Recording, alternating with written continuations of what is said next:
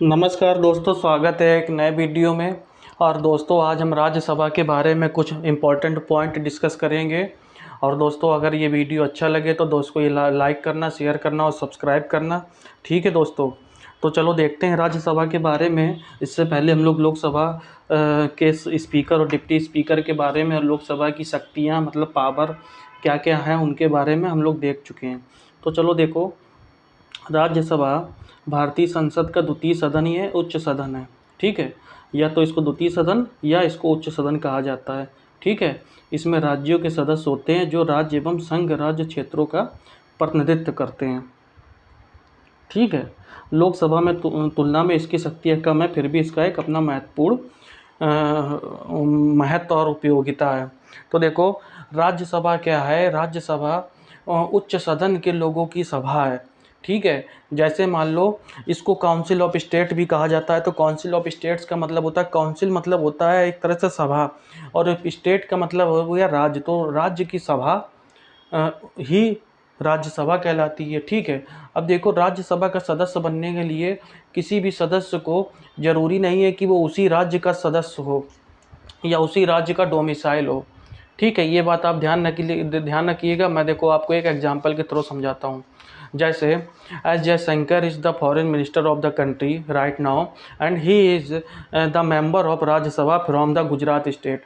और इसका मतलब ये है कि गुजरात स्टेट से वो रिप्रेजेंट करता है मतलब राज्यसभा में। ठीक है, तो देखो, राज्यसभा में जो लोग चुन कर आते हैं वो अपने आपस में ही मतलब राज्यसभा का चुनाव होता है, जिसमें इसका एकल संक्रमणी के आधार पर इसका चुनाव होता है और इसका कोई प्रत्यक्ष चुनाव नहीं होता है। डैट मीन्स है कि मतलब ये इसको जनता सीधे नहीं चुनती है, इसको विधानसभा के सदस्यों के द्वारा राज्यसभा के सदस्यों को चुना जाता है। तो आप अब बात को समझिएगा आप। जैसे एस जयशंकर इज मतलब bureaucrat, and he was the IFS officer of India, and he was the ambassador of India in the United states. तो क्या हुआ कि उसने 30 साल फॉरेन सर्विस में उसने बिताए हैं। तो इसका मतलब ये है कि उसको इंटरनेशनल पॉलिटिक्स का बहुत अच्छा ज्ञान है। और अगर हमें S Jaishankar is has not the capability to win the election from the popular सभा, दैट मीन्स लोकसभा। तो लोकसभा से जनता के द्वारा वो चुन के नहीं आ सकते हैं, इसलिए क्योंकि वो एक पॉपुलर नेता नहीं है। ठीक है, तो अगर हमें उनका फ़ायदा उठाना है, उनके ज्ञान का फ़ायदा उठाना है, तो हमको उनको कहीं ना कहीं से तो भेजना पड़ेगा। तो हमने उनको गुजरात से भेज दिया, weather he is from the Kerala state. तो ये मतलब इस पे डिपेंड नहीं करता है। ठीक है, कि उस राज्य तो मतलब राज्यसभा में जिस स्टेट से तुम नॉमिनेट होगे, तो ये ज़रूरी नहीं है तुम उस गुजरात से ही या उत्तर प्रदेश से ही डोमिसाइल हो। ठीक है, बात को समझे आपकी नहीं समझे? तो राज्यसभा बड़ों की सदन है और इसका जो चुनाव निर्वाचन सदस्यों का निर्वाचन होता है वो आनुपातिक प्रतिनिधित्व प्रणाली के आधार पर होता है, एकल संक्रमणी मत के आधार पर होता है। और विधानसभा के सदस्यों के द्वारा इसका राज्यसभा का चुनाव होता है। और मनोनीत सदस्य विधानसभा के मतलब विधानसभा के जो सदस्य होते हैं, मनोनीत सदस्य, वो राज्यसभा के चुनाव में भाग नहीं लेते हैं। ठीक है, और दिल्ली और पांडिचेरी दो ऐसे यूनियन टेरिटरी हैं जिनको राज्यसभा में स्थान दिया गया है। ठीक है, इसके सदस्य चुन के जाते हैं। तो अब बात को समझ लो। चलो अब आगे देखते हैं। राज्यसभा का अनुच्छेद 80 जो है, 80 कहता है कि राज्यसभा के गठन के बारे में कहा गया है अनुच्छेद 80 में। और 80(1) में क्या कहा गया है कि राज्यसभा में अधिक से अधिक 250 मेंबर हो सकते हैं, मतलब 250 मेंबर हो सकते हैं इन राज्यसभा, इन विच 238 member will be from the states and the union territory, and 12 people will be elected or nominated by the president of India, and they may be from the various field। जैसे वो कहाँ किस किस के field के होंगे, जैसे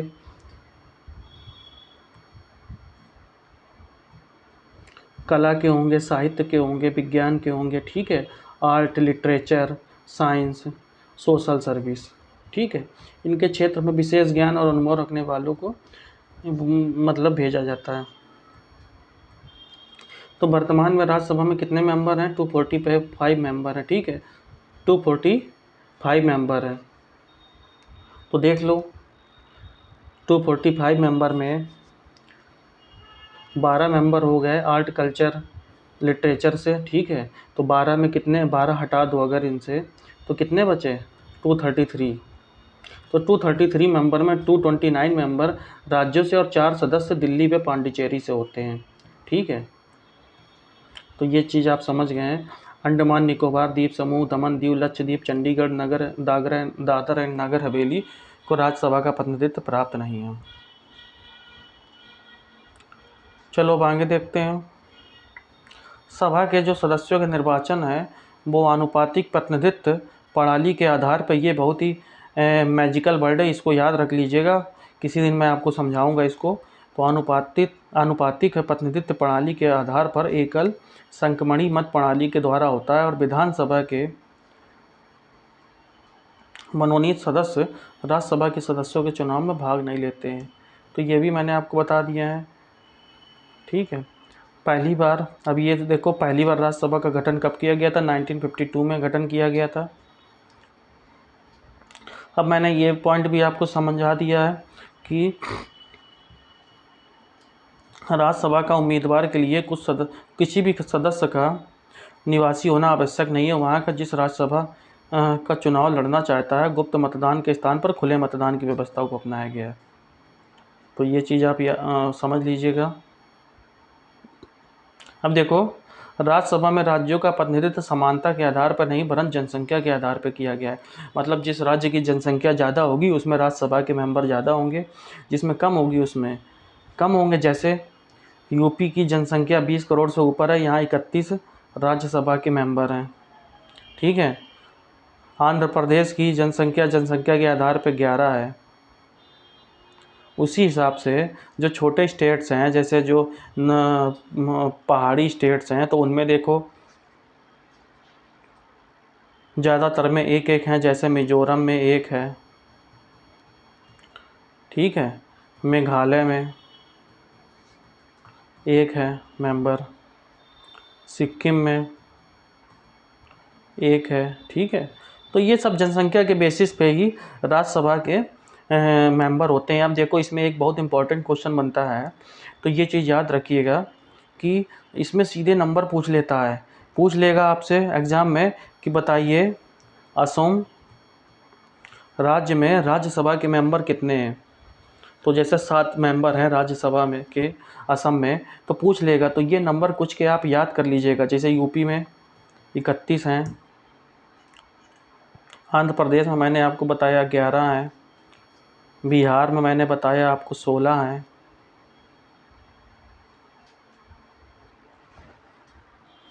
गुजरात में 11 हैं। तो देखो क्वेश्चन इस तरह से भी डिजाइन कर देता है, कह देगा निम्नलिखित में से किस राज्यों में राज्यसभा के मेंबर बराबर हैं। जैसे आंध्र प्रदेश में 11 हैं और गुजरात में भी 11 हैं। तो क्वेश्चन अगर मतलब बनाते हैं तो इस हिसाब से बना देते हैं कि बताइए किन 2 राज्यों में, मतलब 4 स्टेट्स आपको दे देगा एक क्वेश्चन में ऑब्जेक्टिव के फॉर्म में, और कह देगा बताइए किन 2 राज्यों में राज्यसभा के मेंबर समान है। तो देखो ये है, ये आंध्र प्रदेश में 11 और गुजरात में 11, ठीक है। अब देखो जैसे असम में 7 हैं, पंजाब में 7 हैं,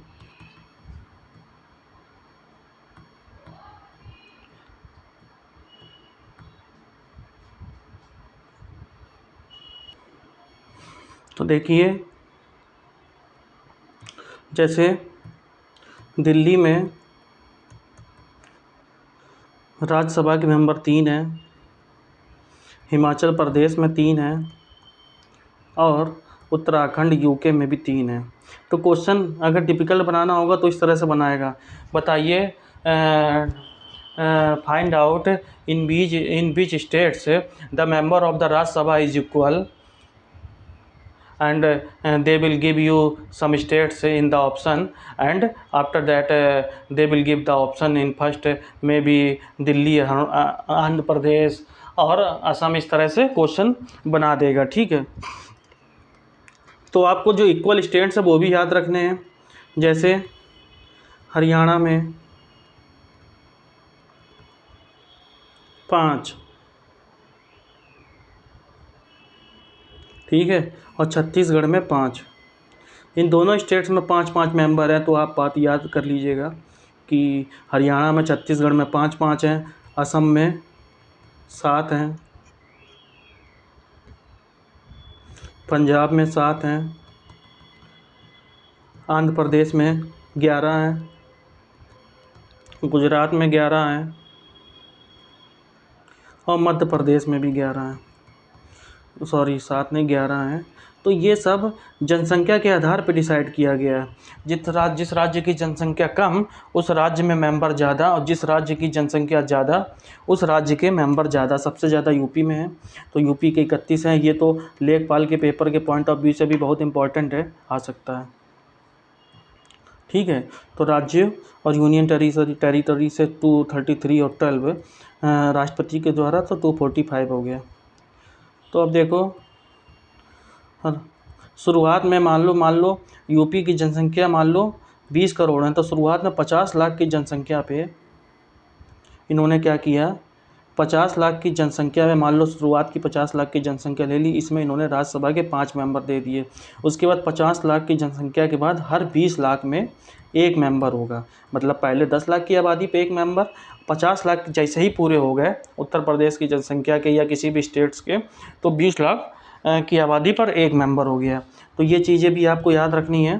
तो ये ज़्यादा पेपर के पॉइंट ऑफ व्यू से ज़्यादा इम्पोर्टेंट नहीं है, ठीक है।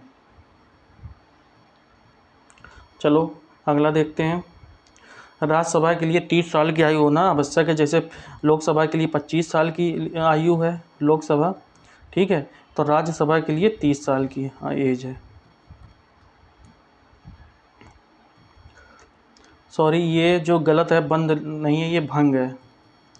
तो राज्यसभा कभी भंग होने वाली संस्था नहीं है, बल्कि इसके 1/3, बल्कि ये एक स्थायी सदन है। ये सही लिखा है, स्थायी सदन है, ठीक है। और इसके 1/3 सदस्य हर दूसरे वर्ष में इसकी समाप्ति पर अवकाश ग्रहण कर लेते हैं। मैंने एक वीडियो में आपको किस तरह से इनकी फीलिंग होती है राज्यसभा के मेंबरों की, वो मैंने बताया था कि ये राष्ट्रपति पर छोड़ दिया गया था संसद के द्वारा कि किस तरह राज्यसभा का कार्यकाल 6 वर्ष तो डिसाइड कर दिया गया है, पर पहले साल मान लो 1952 में राज्यसभा का गठन हुआ, और पहले में 6 मतलब जितने भी 245 मेंबर है वो फिल कर दिए गए, ठीक है। अब मान लो हर दूसरे साल में 1/3 सदस्य रिटायर करने हैं, तो किस तरह से हुआ होगा। तो ये बात आप समझ लो कि मैंने आपको बताया था कि 1/3 सदस्यों को 2 साल बाद हटा दिया गया और उनको कहीं और अकोमोडेट कर दिया गया, और उसके 2 साल बाद 1/3 को और हटा दिया गया। तो इस तरह से एक साइकिल बन गई कि नहीं बन गई। अगर ये नहीं समझ में आया है तो मैं एक दिन किसी दिन आपको फिर से समझा दूंगा, ठीक है। अभी आप इतना याद कर लो कि राज्यसभा के सदस्यों का कार्यकाल 6 वर्ष होता है। चलो अब अगला देखते हैं। राज्यसभा का सभापति मतलब चेयरमैन और उपसभापति डिप्टी चेयरमैन।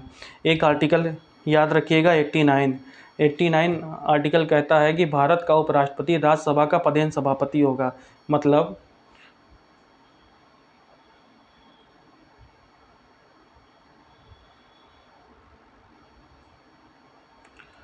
क्या कहता है, the vice president of India shall be ex officio chairman of the council of the states. तो ये चीज़ें कहता है, means the vice president of India will be ex officio of Rajya Sabha, means chairman. ये चीज़ आप याद रखिएगा, ठीक है। अब देखो, राज्यसभा में 2 प्रमुख पदाधिकारी होते हैं, पहला एक सभापति, दूसरा उपसभापति। तो भारत का जो उपराष्ट्रपति है राज्यसभा का पदेन सभापति होता है, और उसका कार्यकाल 5 वर्ष का होता है। राज्यसभा अपने सदस्यों में से किसी एक को 6 वर्ष के लिए उपसभापति निर्वाचित करती है। एक चीज़ याद रखिएगा,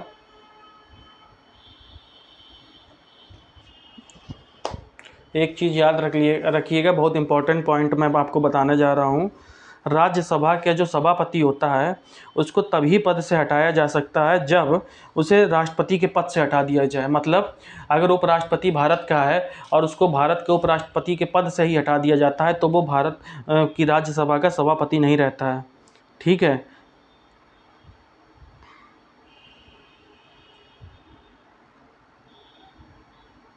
और एक पॉइंट और भी याद रखिएगा, जब उपराष्ट्रपति देश के राष्ट्रपति के रूप में कार्य करता है तो वो राज्यसभा के सभापति के रूप में कार्य नहीं करता है, तब वो कार्य करता है तब जो उपसभापति होता है वो सभापति के रूप में कार्य करता है। तो ये चीज़ आप याद रखिएगा। बहुत आसान भाषा में आपको सब चीज़ें बता दे रहा हूँ, ठीक है। यदि उपसभापति का भी स्थान रिक्त है तो राज्यसभा का ऐसा सदस्य राष्ट्रपति इस कार्य के लिए नियुक्त करता है और इस पद के कर्तव्यों का पालन करेगा। मतलब राष्ट्रपति जिसको नियुक्त कर देता है वो अपना सभापति के रूप में कार्य करेगा, ठीक है। अब अगला पॉइंट देखो, सभापति को राज्यसभा के तत्कालीन समस्त सदस्यों के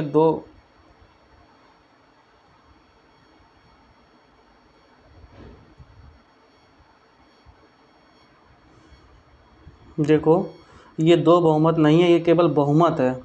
तो सभापति को, जो राज्यसभा का सभापति है, वो उसके राज्यसभा के जो भी सदस्य हैं उसके बहुमत के प्रस्ताव से पारित करके हटाया जा सकता है, ठीक है। इस प्रकार राज्यसभा अपने सभापति और उपसभापति, ये उपराष्ट्रपति नहीं, उपसभापति को भी उनके पद से हटा सकती है। तो ये उपराष्ट्रपति नहीं लिखा, ये उपसभापति लिखा है, ठीक है दोस्तों।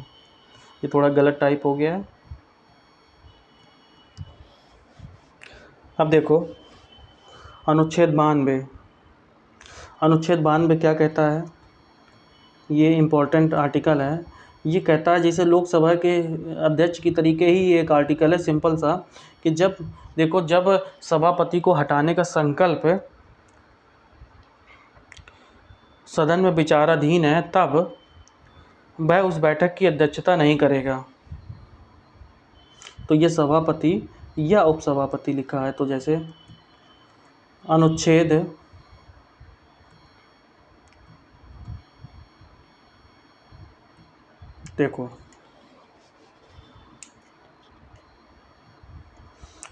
92 के अनुसार जब सभापति उपसभापति को उससे पद से हटाने का कोई संकल्प विचाराधीन है तो वह उस बैठक की अध्यक्षता नहीं करेगा। मीन्स द चेयरमैन और the deputy chairman of Rajya Sabha will not sit or will not presidentialship the Rajya Sabha when there is some means whenever there is a resolution of removing the deputy chairman और chairman from his office. तो ये चीज़ बात याद रखिएगा, अनुच्छेद 92 क्या कहता है, द चेयरमैन और the deputy chairman not to preside will a resolution for his removal from office is under consideration. मतलब ये सिंपल सी भाषा है, आसान भाषा में समझ लो कि उपसभापति जो सभापति है, जो उपराष्ट्रपति के है, मतलब उपराष्ट्रपति जो मतलब सभापति के रूप में कार्य कर रहा है, वो उसको हटाने का अगर कोई संकल्प राज्यसभा में आया हुआ है तो वो उस बैठक की अध्यक्षता नहीं करेगा, ठीक है दोस्तों। तो ये है। अब देखो, अब अगला पॉइंट है, उपराष्ट्रपति राज्यसभा का सभापति तो होता है किंतु राज्यसभा का सदस्य नहीं होता है। उपसभापति किसी भी समय अपने हस्ताक्षर लिखकर सभापति को संबोधित करके त्यागपत्र दे सकता है। तो ये इम्पोर्टेंट पॉइंट है। अब देखो, सभापति के अधिकार और कर्तव्य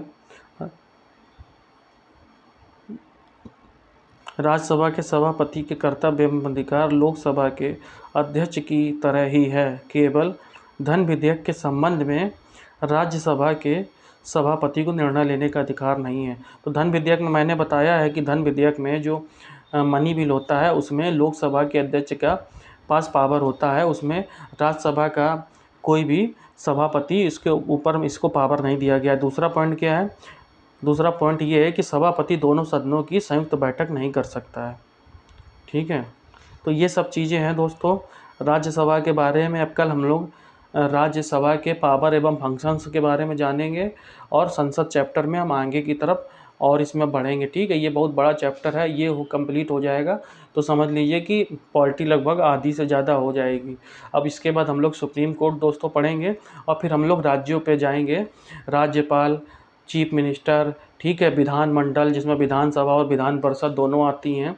ठीक है, उसके बाद जो संवैधानिक निकाय हैं और गैर संवैधानिक निकाय हैं, जैसे योजना आयोग जो अब ख़त्म हो गई है, नीति आयोग आ गया है। तो ये सब चीज़ें हम लोग देखेंगे दोस्तों। ये सब एक एक दिन के एक एक वीडियो के टॉपिक हैं, तो इसमें ज़्यादा टाइम नहीं लगना है। सबसे बड़ा टॉपिक यही है दोस्तों, संसद, पार्लियामेंट। तो ये चीज़ें आपको ध्यान में रखनी है और इसको दिमाग से, अगर दोस्तों वीडियो अच्छा लगे तो इसको शेयर कर देना और सब्सक्राइब कर देना दोस्तों।